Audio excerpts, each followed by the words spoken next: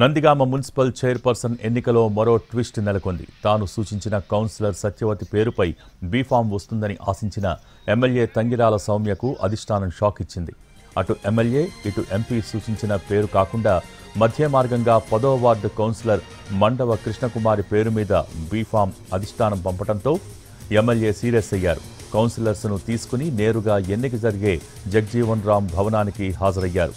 B Pharm లేకుండా 14వ ward councillor Satyavathi nomination వేయనున్నారు. ఎమ్మెల్యే సౌమ్య సూచించిన 14వ వార్డు కౌన్సిలర్ సత్యవతికి కౌన్సిలర్లు మద్దతిచ్చే అవకాశం లేదు. కాబట్టి ఇండిపెండెంట్గా సత్యవతి చైర్మన్ అయ్యే అవకాశం ఉంది.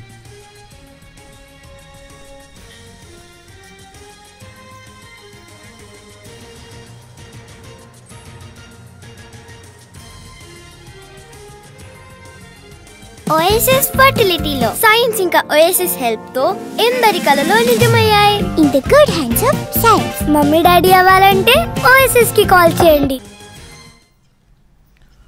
నందిగామ మున్సిపల్ చైర్పర్సన్ ఎన్నికలో మరో ట్విస్ట్ నెలకొంది. తాను సూచించిన కౌన్సిలర్ సత్యవతి పేరుపై బీఫామ్ వస్తుందని ఆశించిన ఎమ్మెల్యే తంగిరాల సౌమ్యకు అధిష్టానం షాక్ ఇచ్చింది. అటు ఎమ్మెల్యే ఇటు ఎంపీ సూచించిన పేర్లు కాకుండా మధ్య మార్గంగా 10వ వార్డు కౌన్సిలర్ మండవ కృష్ణకుమారి పేరు మీద బీఫామ్ అధిష్టానం పంపడంతో ఎమ్మెల్యే సీరియస్ అయ్యారు. కౌన్సిలర్స్ను తీసుకుని నేరుగా ఎన్నిక జరిగే జగ్జీవన్ రామ్ భవనానికి హాజరయ్యారు. బీఫామ్ లేకుండా 14వ వార్డు కౌన్సిలర్ సత్యవతి నామినేషన్ వేయనున్నారు.